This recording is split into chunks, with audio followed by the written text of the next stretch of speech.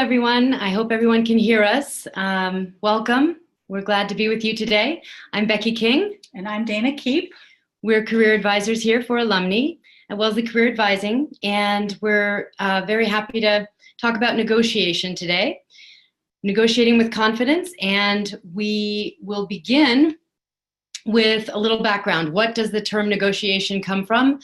As with many words, it comes from Latin. Neg is no, and otia is leisure. And it originally meant the non-leisure business working folk, as opposed to the patricians in Rome. And then in the 17th century in France, it took on more of le négoce, a dialogue between business people, two or more parties intended to reach beneficial outcome. Today, we're hoping to send you off with greater confidence, some tips, techniques, even role-playing some scripts about approaching salary negotiation and the key factors of preparation before you get started. Yes, we are. Okay, so the first question you might be asking yourself is, do I really have to negotiate? And if so, why? And we'd like to say, yes, in the vast majority of cases, it is a great idea to try to negotiate about something in your job offer. The main reason is that salaries and the wages you earn increase over time. So to give you a very easy example, in terms of math, let's assume that both Becky and I received an offer of $100,000 for a job. Let's assume Becky negotiated for $107,000. Over time, if we both had the exact same performance, the exact same raises, it would take me an additional 8 years to catch up to Becky's earnings. So with that simple math, you can see that it's really important to probably try to negotiate a slightly higher salary. And furthermore, most employers expect that you will. So most of them give you an offer that's a little bit lower because they expect that they're going to have to raise it a little bit. In rare circumstances, on rare occasions, it may not be possible to negotiate a salary or other things. One example might be if it's a training program where everyone is coming in as a relatively recent grad and no one really has any more or less skills than the other and everyone's paid the same. And that might be a case where negotiating a salary is just simply going to be met with, nope, sorry, that's not possible. But for the most part, for these reasons, you really should give it a try. Most employers expect it, and it's a very normal thing to do. It can even impact your retirement as well in terms of 401k contributions if you start lower. Obviously, at the end of the day, in retirement, you'll have less in your retirement fund. So it's very important all the way through. I forgot to mention a little housekeeping, by the way. We are hoping you'll have questions, and so we will save some time at the end for questions. We are planning on about 30 minutes of material, just so you know. I also wanted to ask, so why don't we negotiate? If it's all of these positives, why do so few of us negotiate? Because it turns out that only 46% of men negotiate salary and 34% of women negotiate salary. So you can see the missed opportunity. So we feel very strongly this is something that everyone can and should try to do. And we feel also that it's a lot of the success rests on mindset. And you need to have a positive mindset going into the salary negotiation and really going into the whole interview process. So a lot of what we're talking about today begins before you apply for a job in terms of preparation. Of course, the finale at the job offer time being what we're focused on today. But instead of thinking about you, the applicant, being subservient to the employer and needing to bend to everything the employer is in control of everything, think of it as you are master of your worth and your skills. They are master of the company's needs and the job requirements. So it's master to master that you are speaking. It does not need to be a conflict. I think a lot of our reasons for not negotiating stem from fear, that we are afraid that we will be unlikable and seem pushy. They might rescind the offer. maybe you've been out of the workforce for a while and feel that you're not worthy of negotiating anything, and that simply I'm not an assertive person is often what we hear. And we want to reinforce that we are all of value and should be getting compensated fairly. And Becky, I think that we talk to so many people who are trying to get back into the workforce after taking a career break, and this question comes up a lot. I will be lucky to get whatever anyone offers me. I don't have a leg to stand on in terms of negotiation. But remember that you have skills and worth that you are bringing to the table, whether or not you've used them recently. Maybe they need a little dusting off, but you still have a lot to offer. So I think that one in particular is important to remind people. And that it is not a zero-sum game, Right. that there is not a, if I win more, they lose, or if I, I'm afraid, that this will just come off as conflict.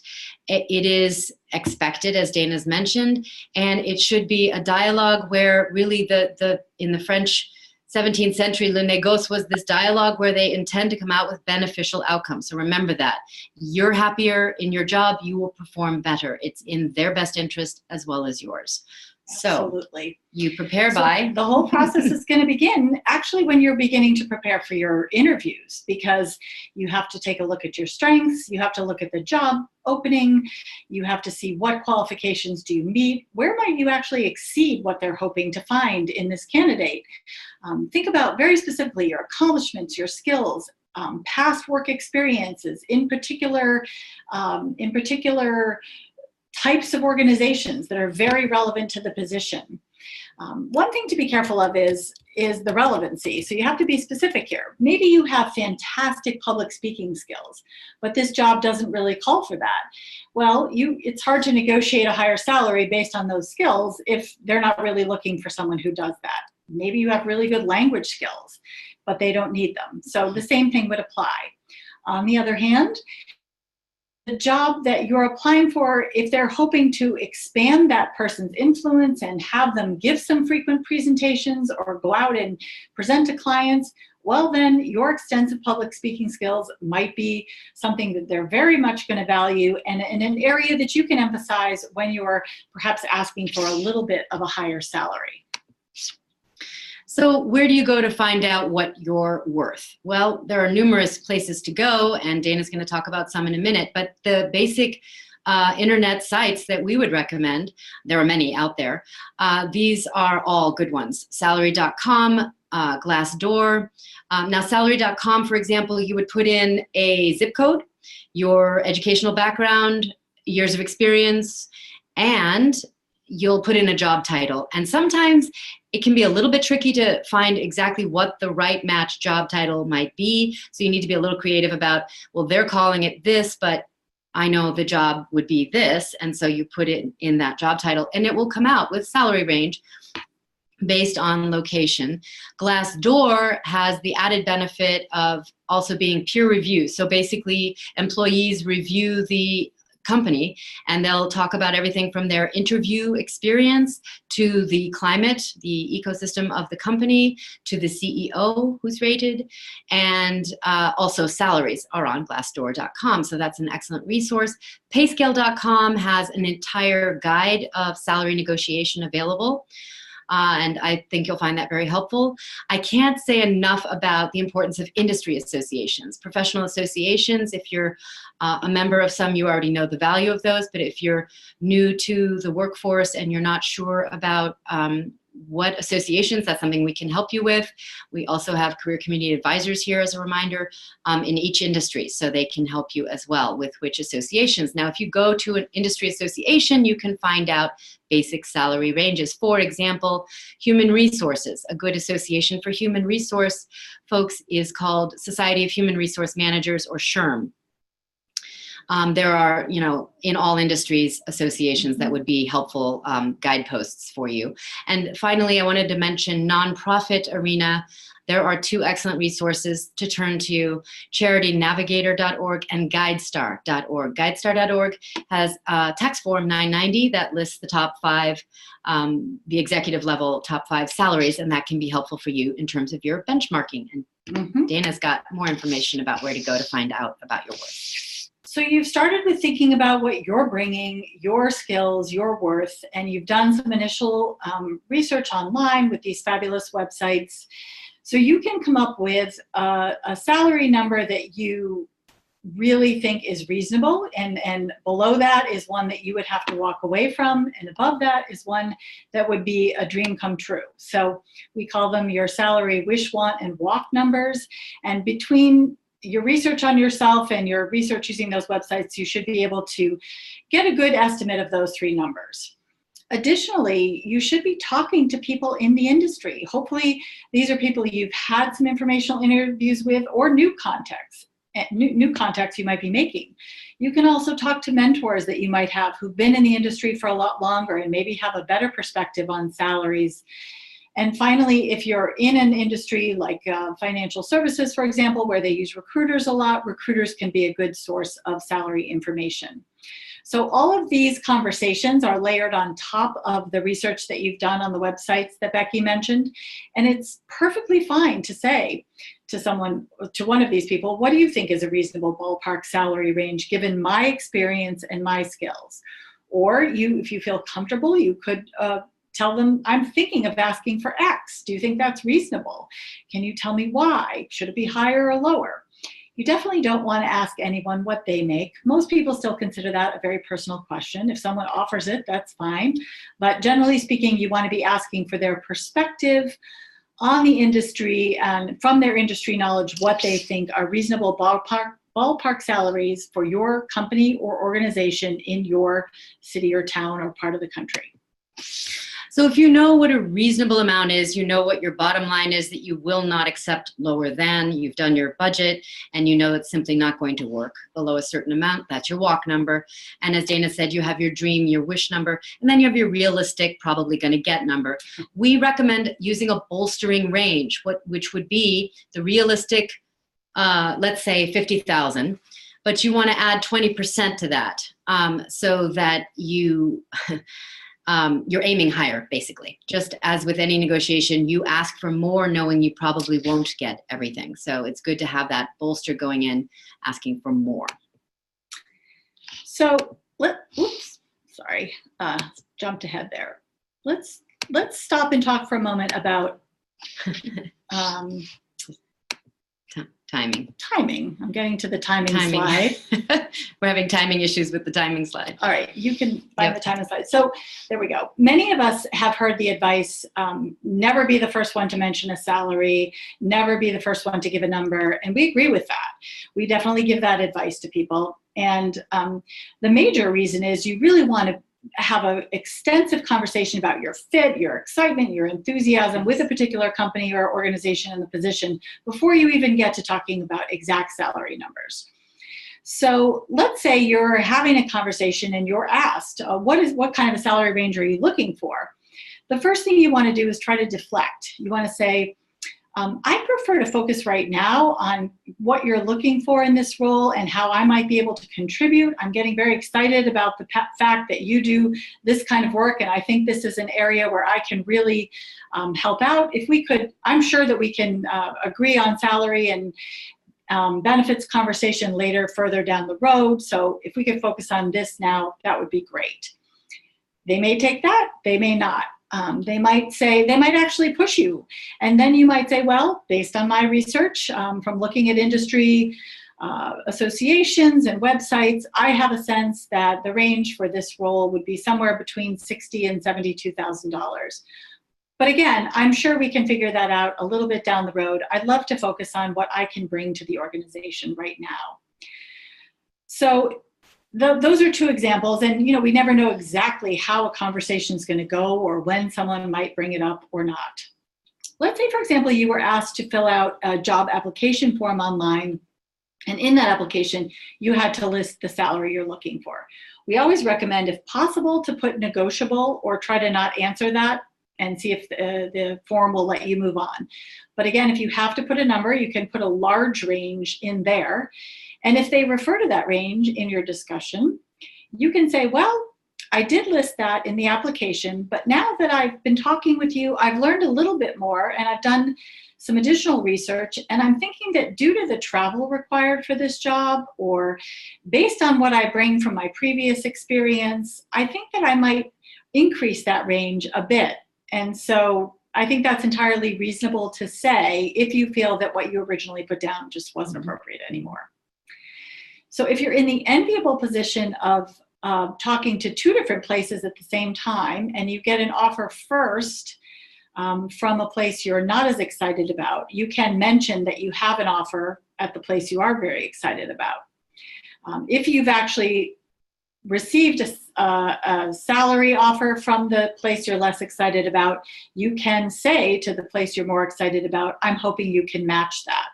So that will depend a little bit on how far one process has gone versus the other. But it's okay to mention that you have another offer. And in some cases, if you're that far down the road, it's okay to mention what the offer is.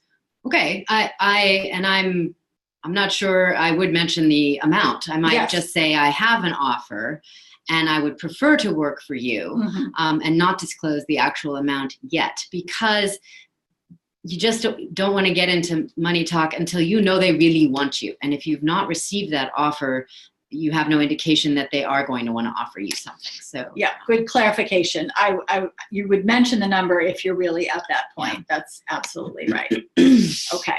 And another just quick note, which we can talk about too in the question and answer time, is how do you negotiate? Do you do it in person, on the phone, over email, Google Hangout, etc.? And obviously much of that will depend on your situation and what's available to you.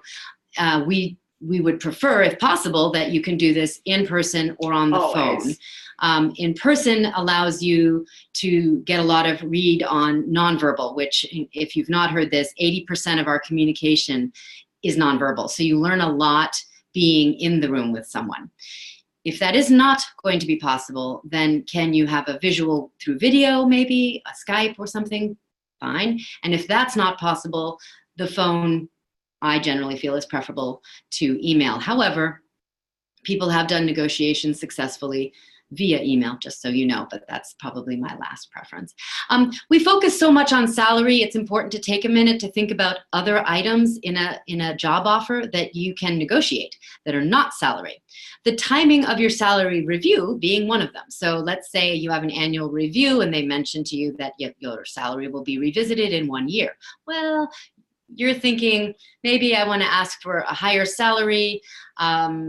Maybe I know I can, do the job, but I've been out of the workforce for a little while, and so I wasn't going to push on it. But I think I'd like to revisit this in 5 or 6 months. You can ask for that. And relocation costs can be high. So if it's possible, would they be able to either cover entirely or at least contribute towards your relocation costs? Stock options, bonuses, and commission, that again depends on your industry and on the type of job it is. But those can make a huge difference in your total package that you're examining. Your start date is negotiable. So if it's August 15th that they've offered and they'd like you to start, and you know that you have a family vacation planned or you'd like to take the rest of August to be with your family, you might say, I'm very excited. I know you wanted me to start August 15th. How would it work for you if I started September 1st? Always sounding flexible, that you're, not going to throw out the job because of it, but you'd like to know if starting salary might be something to think about. 401k often can be fixed, but sometimes that is flexible as well, and you might ask for a higher contribution or different rates. Things to think about. Also, pet insurance and country club memberships, again, completely dependent on your sector, but those are considered items to negotiate. Tuition reimbursement, and I think certainly within in higher education, in our arena, but in many arenas, tuition reimbursement is a huge consideration, a huge cost, and can in fact be offered. It turns out that 61% of private sector companies do offer tuition reimbursement as a benefit. So that's something for you to consider. Professional development funding and conference reimbursement, it can also be huge to your own skill development and your career progress. Vacation time, while many places have a standard 2 weeks of vacation in this country in particular. You might want to try to negotiate a third week of vacation, depending again on your value to the company, or you might want to negotiate that one of those weeks of vacation needs to be February vacation, and how would that sit with the company? Or is there any way that they could, in lieu of salary, if that's not budgeable, if that's not flexible, is there any chance of getting a few extra days, floating holidays or days like that? And finally, particularly for women, flexible work arrangements should be considered as part of your package. It turns out that FlexJobs did a study, and 93% of employees report feeling much more productive off-site, out of the office. So that indicates that it could benefit the company if you worked remotely as well. So you might have less interruptions, and it cuts down on your commute time. So therefore, working from home is more productive, will benefit the company, and you can couch it that way when you ask. And also don't forget, parking, particularly in urban areas, is tremendously expensive. So is there any parking reimbursement available, or transportation assistance, T-passes in Boston, et cetera? That type of thing can make quite a difference. Great list, Becky. And the other thing that I think is important to remember is that, so you're thinking I'm asking for these things, but it's also okay for you to show some flexibility as well, because I think that communicates to your future employer that you're a team player. So you might say, if possible, I'd like to have a later start date, but I will be sure to come in for that training that you mentioned, because I know that's important. Or you could say, I'd love to work at home from Mondays and Fridays, but I understand if there's an important meeting on a Monday, I could make arrangements to be there. So it doesn't take away your power to also show a little bit of flexibility when you're asking for flexibility. I think that's a nuance that sometimes people overlook. All right, so we've been talking about asking for additional salary or negotiating parts of a benefit package when you're interviewing for a new job. What if you're listening and you love your company and you want to stay there for a while and you want to ask for a raise? So much of this will apply. But I think when you're asking for a raise, a couple of additional thoughts are important to consider. The first is that you probably know that budgets are considered in advance. So perhaps during your annual review or your salary review or your performance review is not the time to bring it up for the first time. This might be something you want to discuss with your manager well in advance so that you can both propose and agree on how you'll be measured. You might say, I'd like to accomplish this. Your boss might say, I need you to reach these numbers, or I need you to improve this skill. And you both agree, okay, great, I'm going to work on this. And if I do, then I will be up for a promotion or a raise.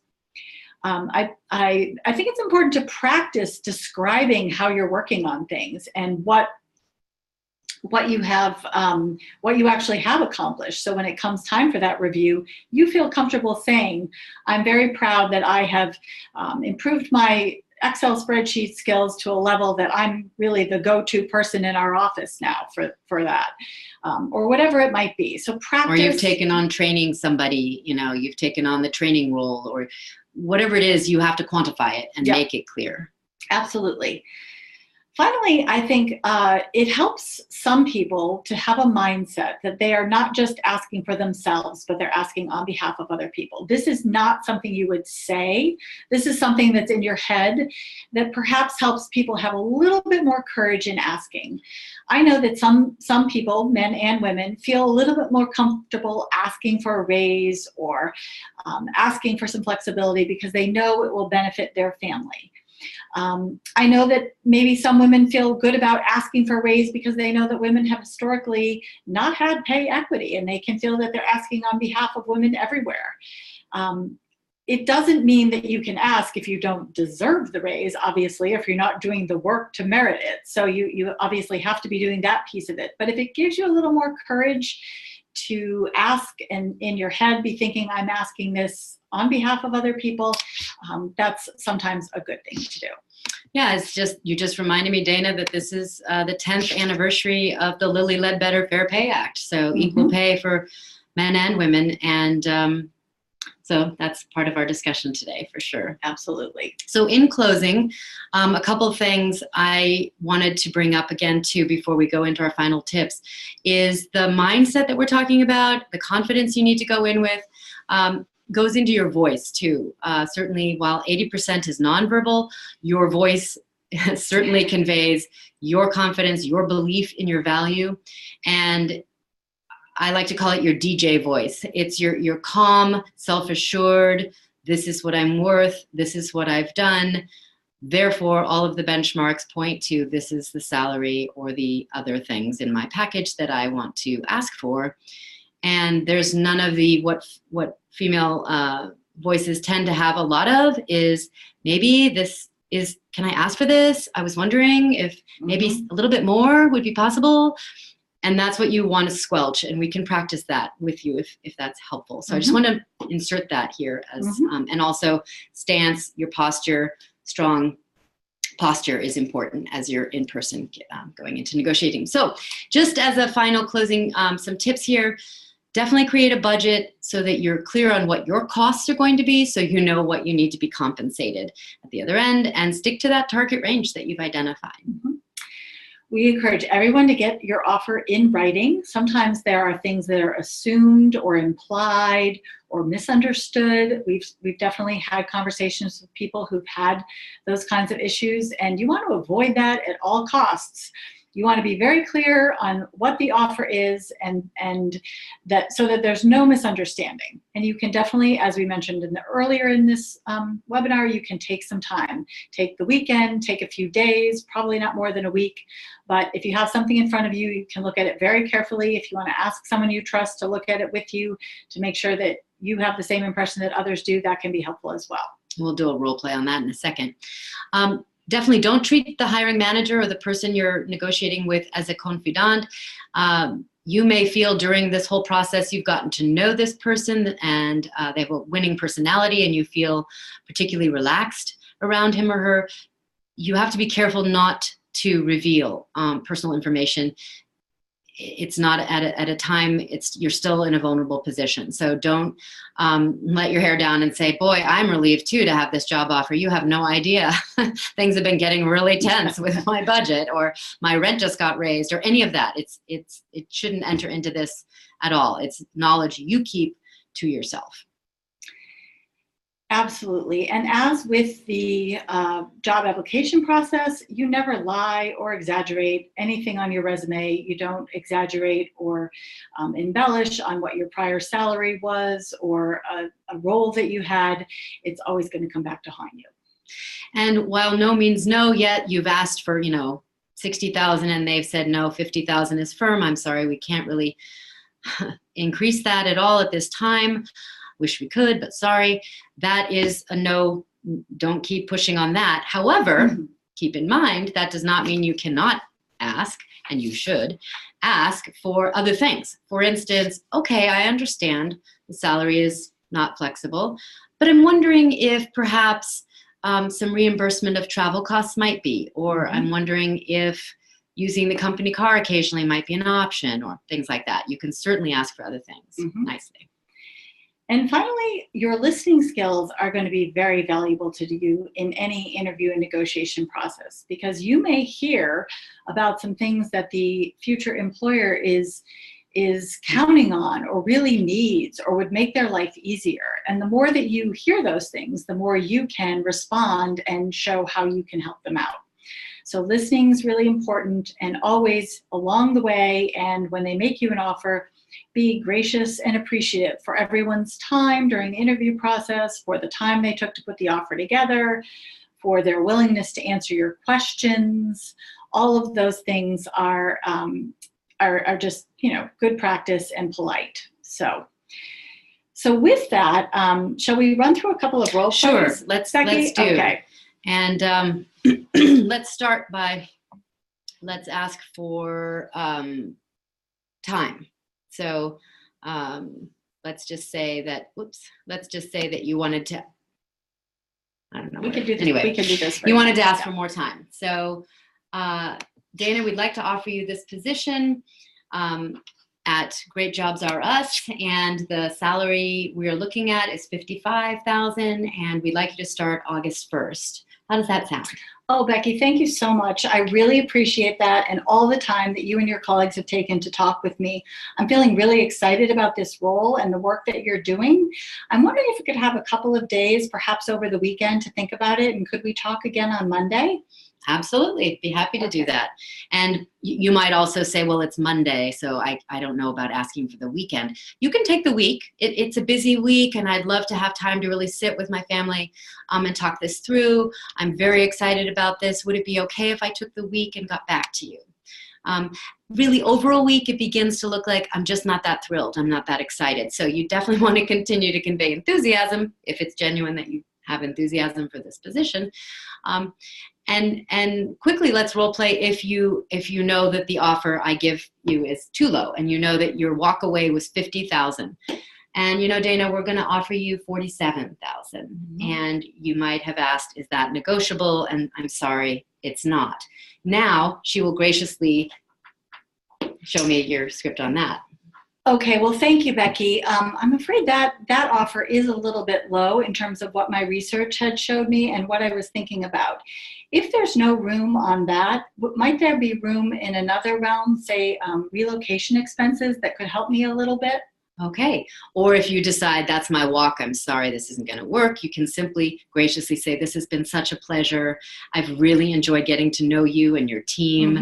And I'm so sorry that this just isn't going to meet my budget. And you blame it all on the budget and thank them. And because you don't want to burn any bridges. Right. All right. Now try another. Okay. So let's say that Becky has had time to think about it, and we're convening on Monday, and she calls to check in. She would begin by saying, okay, thank you so much again. I'm so excited. I've just, can't wait to get started.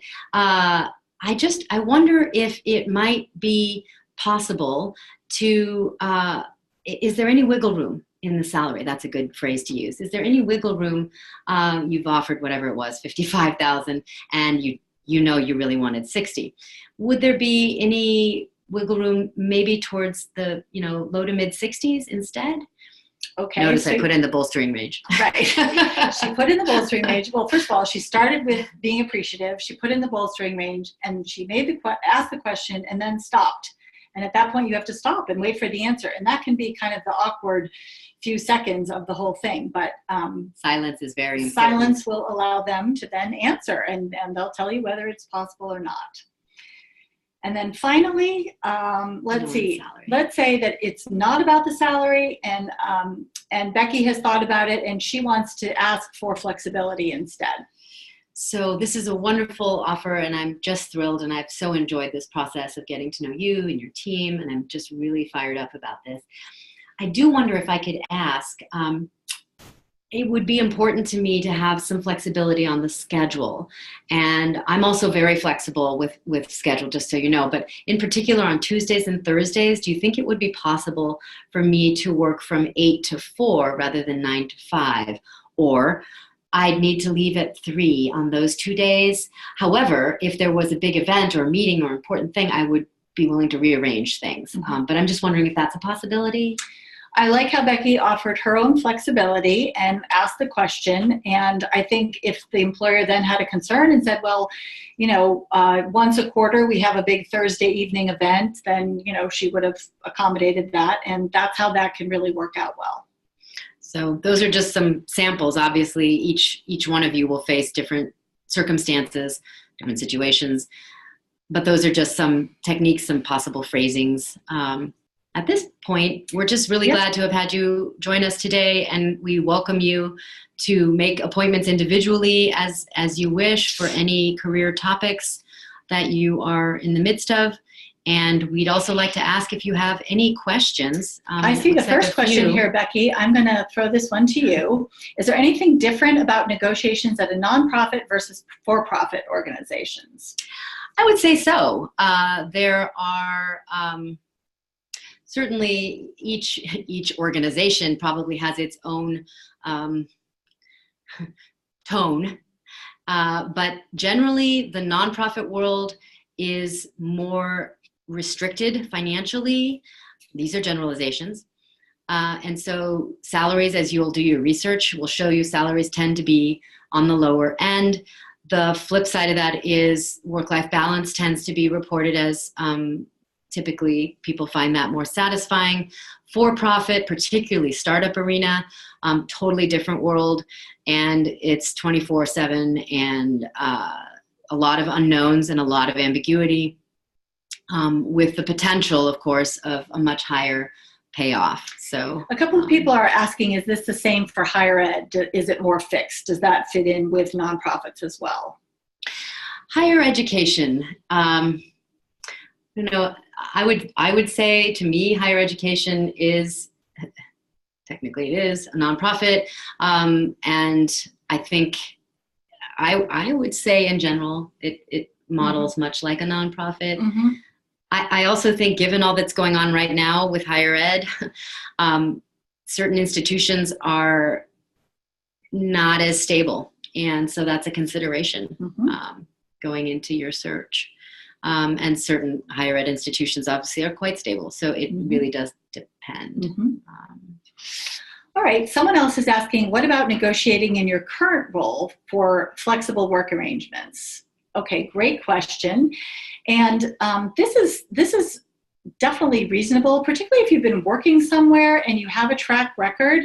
I think it's fine to propose a change. I assume you're thinking about a change in either your hours or your days or remote work or whatever it might be. So I would always suggest to propose the change and perhaps suggest that you would do it for a certain time period, 3 or 4 months, and then agree to meet with your boss or your manager after that time to, say, how's it going? Is this working for you? Do you have any concerns? I felt like this was working well, or I felt that I got a lot more accomplished on Fridays, or something like that. So I think it's helpful to give it a trial run, make sure everyone feels free to air their concerns. And if it all seems to be working, then that could then go ahead. But I think you can also use your past experience and accomplishments to say that, I'm able to get my work done in a very efficient and productive manner, and I've been doing very well here, so I'd like to ask about this. Somebody just asked us about a role play. If you're asking for a promotion or a raise, but you get challenged, you get pushback, that you're not ready for it. This happens for sure, and I would say that's why you really need to do your homework and prepare carefully and have evidence. If you get the pushback that you're not ready, you can simply ask, what would it take in your mind for me to be ready? What's the criteria? Make sure it's clear and make sure it's in writing, because that can really be difficult. If you haven't gotten anything in writing, there's nothing tangible that you need to aim for. You have no idea, right? How will you know when you've arrived? So I do think in situations where you're getting that pushback and you have come out clearly saying, but I've achieved this, I've met my sales goals, particularly if it's a quantifiable thing, that's easy to show. Or maybe you've taken on several new projects. Oh, I'm sorry, we just don't think you're ready. You might at that point say, and again, you might feel fuming and angry, but you need to keep your emotions in check. This is not about an emotional situation. This is about rationally, what would you be looking for from me in order to prove that I am ready for that? I also think if that's a surprise to you, that someone's telling you you're not ready, you might want to say, I'm really surprised by that. I really thought I had been meeting the metrics that we established. Could I take a day to think about that and prepare for another conversation? Because again, as Becky mentioned, there could be a lot of emotion in that conversation, and you may need to regroup a little bit and think about what you'd like to talk about. And I mean, in the end, you may think one thing and you may think you're ready and they may not think you're ready. And that's, I guess that's why these kinds of conversations are always unpredictable. I think that can be very difficult. But let's see, another question. A couple of good questions here. One was about how to use industry associations. Well, you would basically first of all, the industry associations, you can either, like I said, join them for full access to everything, or if you're not willing to pay the joining fee, what is available on their website. There is information on their website. Also, Occupational Outlook Handbook is another very good resource in terms of just industries and job titles to gauge your salary. And you can also reach out to people in person at the association and ask. You can actually just call them and say, I have a couple questions. Yeah. See if they can direct you to the right person. I think there's another good question here, which is about U.S. government pay scales and grades, which do tend to be fairly rigid. That's my understanding of it. I did work for the U.S. government for a while, and they are fairly rigid. I think you can present what you've accomplished and what you're bringing to the organization. It would be almost unheard of for them to say, oh, you're so wonderful, we'd like you to leapfrog to 2 grades ahead. It's just not really what they do in the government. So I guess knowing that it is more rigid and being prepared for that, but also trying your hardest to advocate for yourself is important. So. Yeah, and another really good question here between, should you negotiate salary with the HR, the hiring manager, the HR person, or with your actual future supervisor?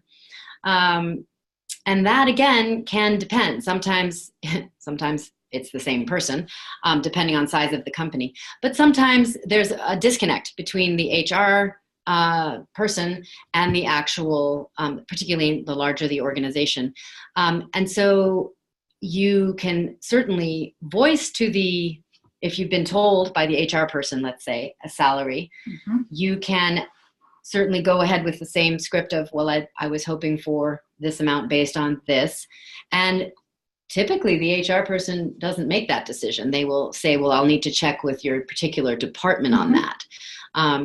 So it is obviously that, yeah. I think it's usually the employer who will lead the way on who you're going to be negotiating with. So that's not really, most of the time that's not up to you to choose. They will lead the way on that. Yes. So I see another question about what would you say when your employer says, trust me, or I'll take care of you at the end of the year, or I'll remember this at bonus time.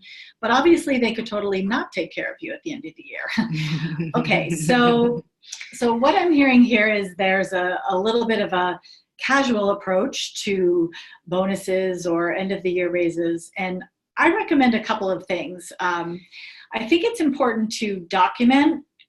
For example, if someone said, I'll remember this at bonus time, you should document what those things are that you've accomplished. You could also, if this is comfortable for you, and this may not always be comfortable, but say to your employer, I would really love it if we could just sketch out a little bit more about what's going to happen during the year, so that when we get to the end of the year, you and I both remember the same you and I both remember what we talked about. You have to do it in a way where you're not doubting that person. Right. But let me try that again, actually. I'm going to say, yeah, I would love it if we could document a little bit more. I'm a person who likes to see it right in front of me, and I think that will help motivate me throughout the year. So can we clarify that in writing? So can we clarify that in writing? I want to make sure I'm not only achieving our goals, but exceeding them. I think if you put it in a way that it's motivational and helpful for you, then that person might be able to help. Rather than what you're really thinking is, I don't trust you to actually have my best interests at the end of the year. Right. So you can just say, it would be really helpful to me, motivate me, if we could just sort of jot this down in writing, so there's, a reminder. Or I know I've gotten so busy, maybe it would be helpful just to have this as a little reminder. So someone is asking, can you negotiate to a higher government salary than the GS level listed for the job? I mean, same thing, I guess there. It's usually quite rigid, depending on, unless you had a totally additional educational level or some experience that was really unusual for that role. It just depends really on what it is they're asking for, how many candidates are competing, many factors, many variables. And I would say too, in terms of government, very specific questions, again, Emma Cutrofello might have more insight into, experience, what the government offers she's seen. She's our government affairs and international relations career community advisor. Yes. So I feel like Becky and I are saying quite frequently here, it depends. And I just want to reiterate that, again, because these are conversations between human beings, there is a lot that's unpredictable. And we'd be happy to talk to you about your very own particular concerns or specific circumstances that you bring in a negotiation. So don't hesitate. And I think that we find when we meet individually with alums that the script can change wildly, you know, and we were just doing some role play to sort of show you what it might sound like, but the wording, the emphasis on certain things, this is very specific to your situation and the past and the history you have with asking for a raise, for instance, or even with your own skills approaching a job, what the employer might be, you know, finding. Sometimes I'm surprised, you know, to hear that people haven't been, you know, sometimes they post a job and you would think, oh, thousands of people would apply for that. And it turns out they're not getting the applications that they're hoping for. So the competition might not be as high. So you just don't ever really know. We'd be more than happy to practice, by the way. Somebody else said, can I call you and can we set up a time to practice? That's what we're here for. We'd love to do that. All right. Another question we've received is, do you have any tips when you know you'll receive a raise, but the raise you heard you will receive is lower than what you anticipated, especially when it comes with a change in your role due to internal staff changes? I think some of the same things apply here in terms of, you know, thinking very carefully about the match between what you can do and what's needed. Also to do your research and you know, go ahead and talk to people and look out on those websites to find out if this new level, what is the reasonable range for that new level? Because the more well prepared you are with your research, probably the better you'll be able to do that. And I think you can ask the same question. You can say the same thing. You start with appreciation. I really appreciate that raise. I'm excited about the changes going on here and taking on some more responsibility. I was really hoping that the raise might reach, you know, X level. Do you have any room to bring it up there? And then pause and wait and see what the answer is. So it's a little bit different, but I think some of the same principles apply that we've been talking about here. And in case we didn't say this, with the raise, if you know that you feel you deserve a raise and you've got the evidence and you feel very strongly about getting this promotion and this raise, you've asked for it, they've challenged you, you've come back with evidence, all of this has happened. It is a lot like that initial job offer where you have to decide at a certain point, am I satisfied in this job any longer, or do I feel like I'm being respected?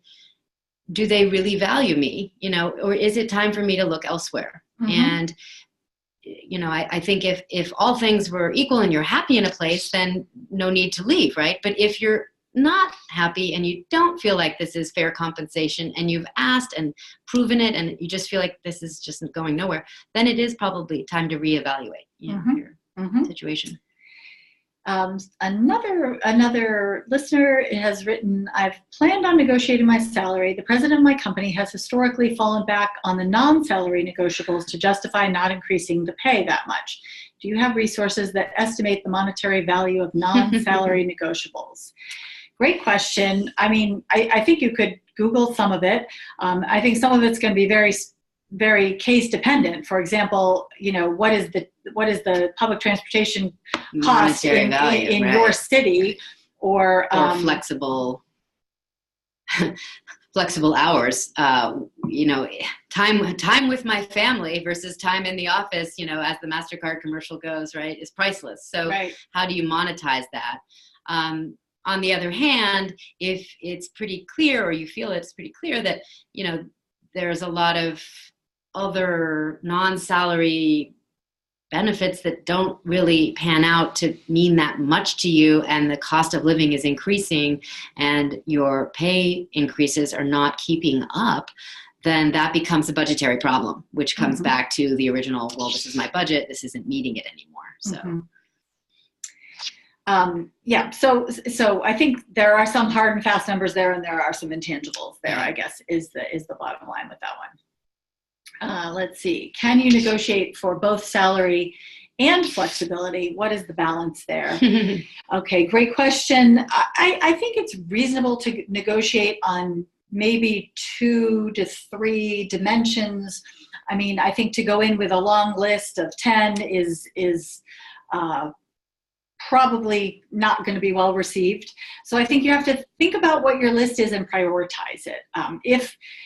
If relocation costs are really, really high and that's your first priority, then start there. If it's the salary that you're focused on, start there and prioritize the rest of them. And, if the first one doesn't get any traction, you can move to 2 and 3. And if not, keep moving down the line for a little bit. Obviously, at some point you'll stop and make that decision, as we've been discussing. But I don't think it's not unreasonable to ask for a slightly higher salary and some flexibility.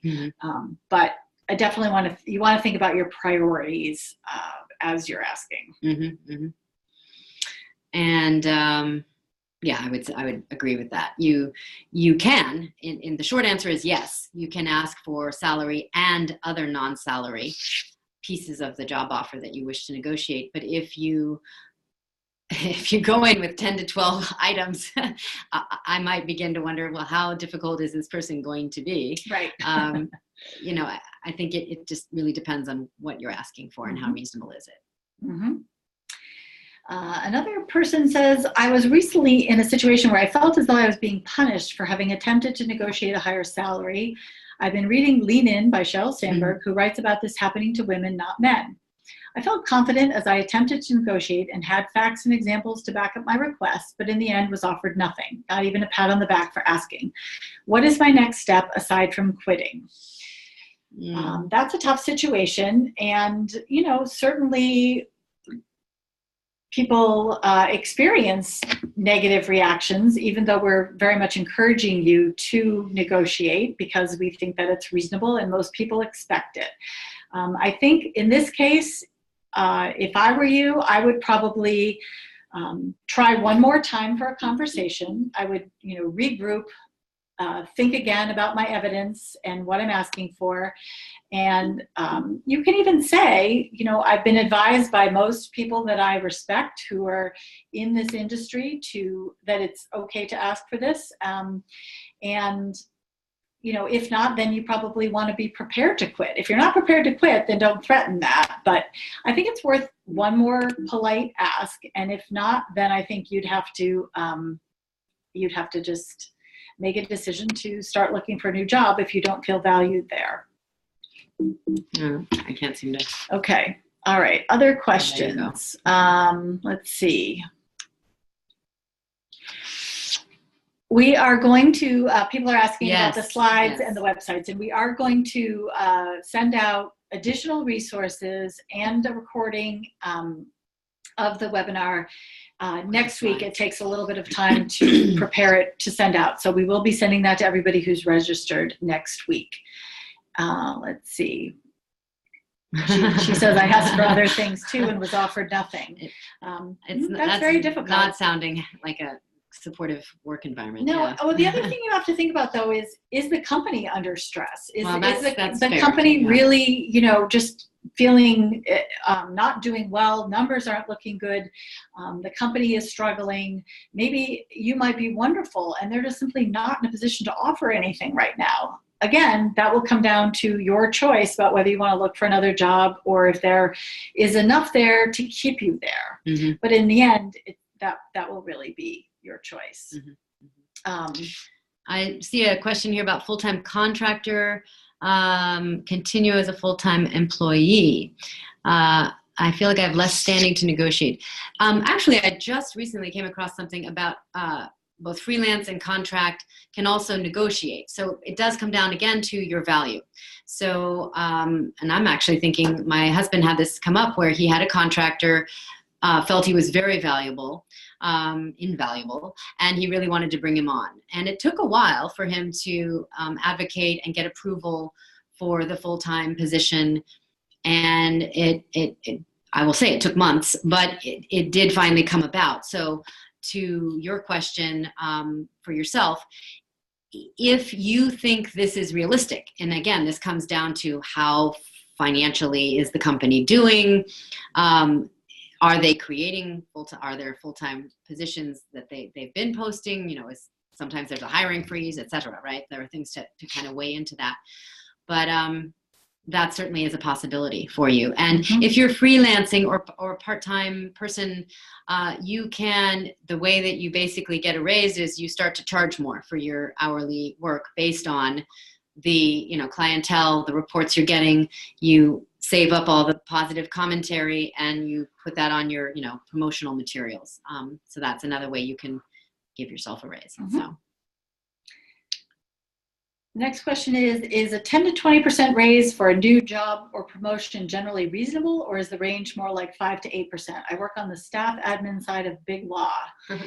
I'm going to say, it depends on the size. Yeah.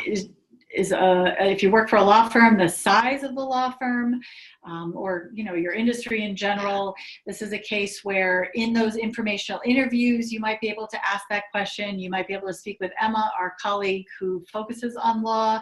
I think it's hard to give an absolute answer to that question. I think it depends on the size of the firm and where you're located. And so hopefully Emma or some other people in your field could help you with that.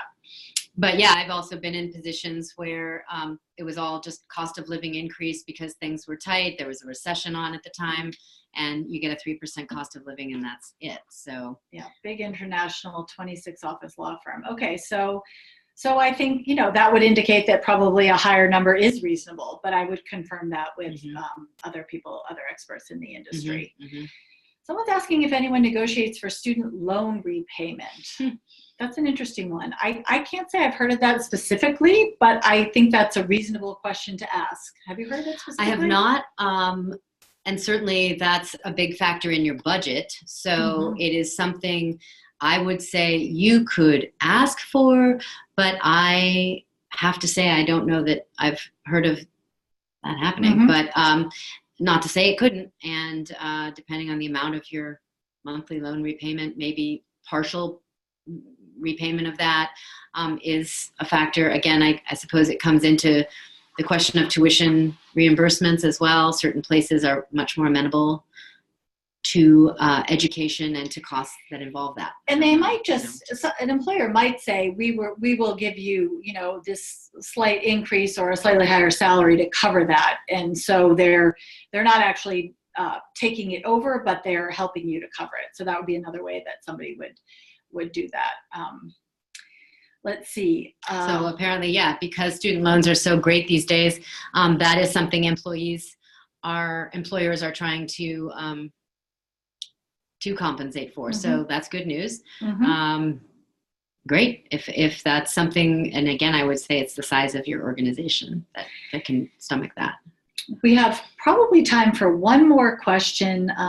Someone is asking, how and at what point during the hiring process would you request that an employer pays for a civic or service association for which the employer could gain from the employee's benefit?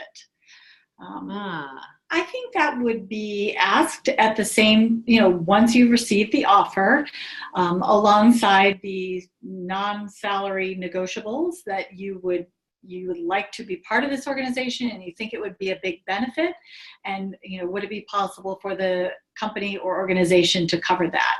And I think that's an entirely reasonable question.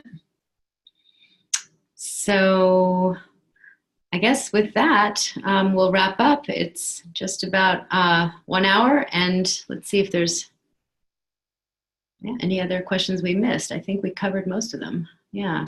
We are delighted that you joined us today, and we are happy to have you call us and make an appointment in the future. We'd love to talk to you. So know that we're here for you wherever you are on your negotiation conversation or your career journey.